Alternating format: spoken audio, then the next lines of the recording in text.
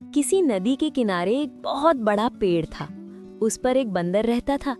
उस पेड़ पर बड़े मीठे फल लगते थे। बंदर उन्हें भर पेट खाता और मौज उड़ाता। वो अकेले ही मजे में दिन गुजार रहा था। एक दिन एक मगर उस नदी में से पेड़ के नीचे आया। बंदर के पूछने पर मगर ने बताया कि वो वहां खाने की तलाश में आया है। इस पर बंदर ने पेड़ से तोड़कर बहुत से मीठे फल मगर को खाने के लिए दिए। इस तरह बंदर और मगर में दोस्ती हो गई। अब मगर हर रोज वहां आता और दोनों मिलकर खूब फल खाते। बंदर भी एक दोस्त पाकर बहुत खुश था।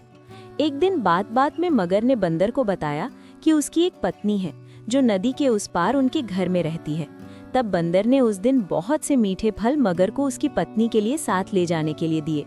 इस तरह मगर रोज जी भरकर फल खाता और अपनी पत्नी के लिए भी लेकर जाता। मगर की पत्नी को फल खाना तो अच्छा लगता, पर पति का देर से घर लौटना पसंद नहीं था। एक दिन मगर की पत्नी ने मगर से कहा कि अगर वो बंदर रोज रोज इतने मीठे फल खाता है तो उसका कलेजा कितना मीठा होगा, मैं उसका कलेजा खाऊंगी। मगर ने उसे बहुत समझाया पर वो नहीं मानी। मगरमच्छ दावत के बहाने बंदर को अपनी पीठ पर बैठाकर अपने घर लाने लगा। नदी बीच में उसने बंदर को अपनी पत्नी की कलेजे वाली बात बता दी। इस पर बंदर ने कहा कि वो तो अपना कलेजा पेड़ पर ही छोड़ आया है, वो उसे हिफाजत से पेड़ पर रखता है, इसलिए उन्हें वापस जाकर कलेजा लाना पड़ेगा। मगर बंदर को वापस पेड़ के पास ले गया। बंदर छलांग मारकर पेड़ पर चढ़ गया।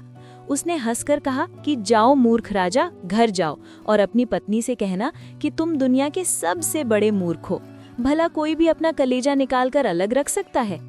बंदर की इस समझदारी से हमें पता चलता है कि मुसीबत के वक्त हमें कभी धैर्य नहीं खोना चाहिए।